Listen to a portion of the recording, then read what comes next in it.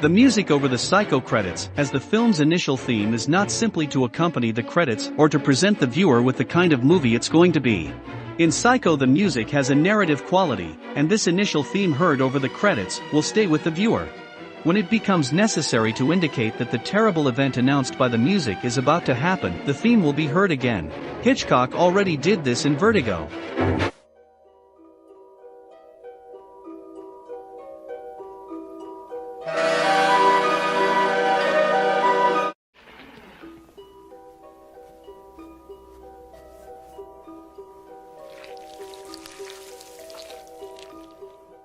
Also in North by Northwest.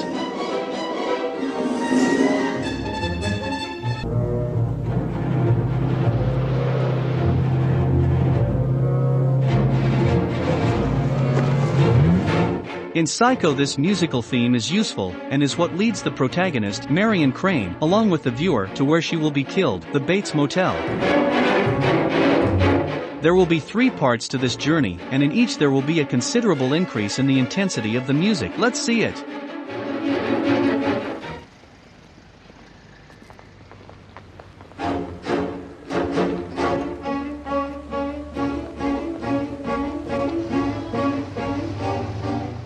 In this first part, we again hear the music that was used over the credits.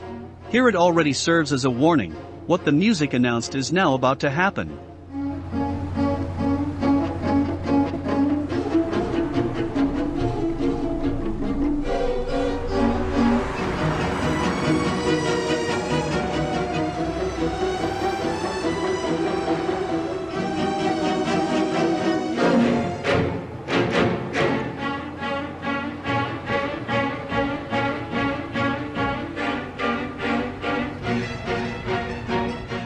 In this second part, the slight increase in the music's dramatic tension focuses on Marion Crane, whom it harasses.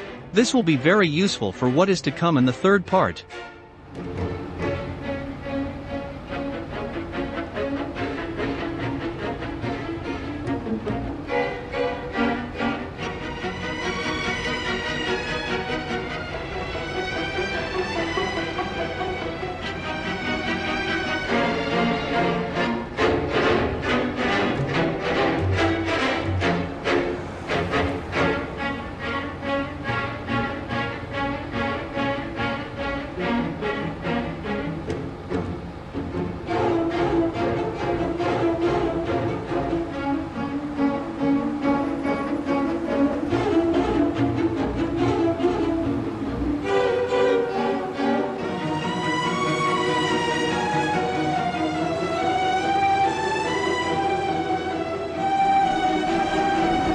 Looked like a wrong one to you?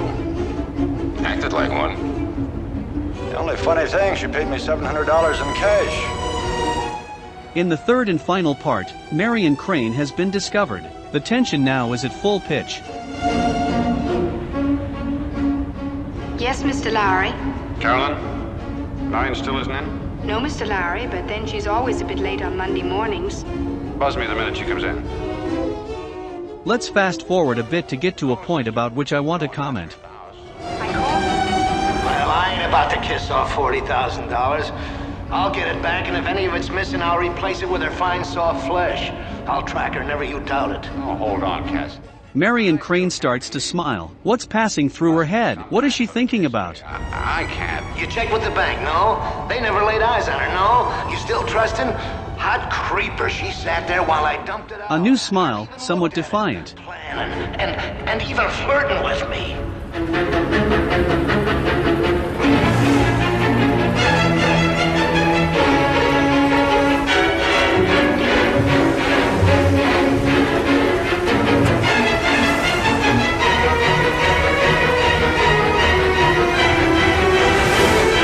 Let's stop for a moment, because it is clear that at this point the music is not talking about theft or escape. Neither is it talking about driving at night in a storm, because that would make the theme absolutely trivial and totally destroy the narration set up from the very beginning of the film.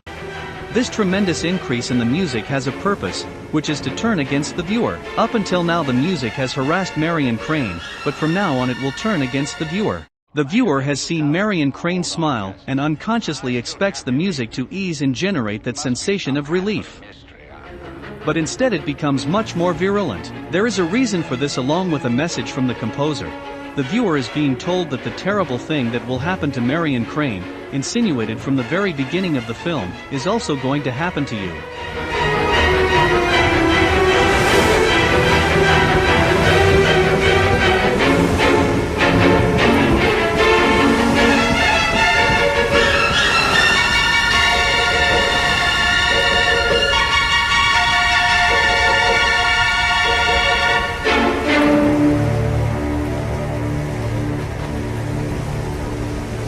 The music begins to disappear. But why now?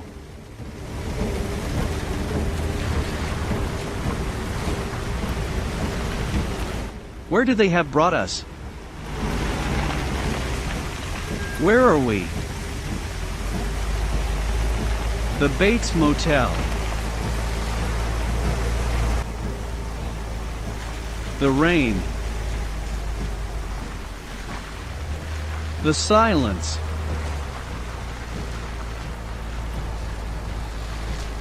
The void. We shouldn't be here.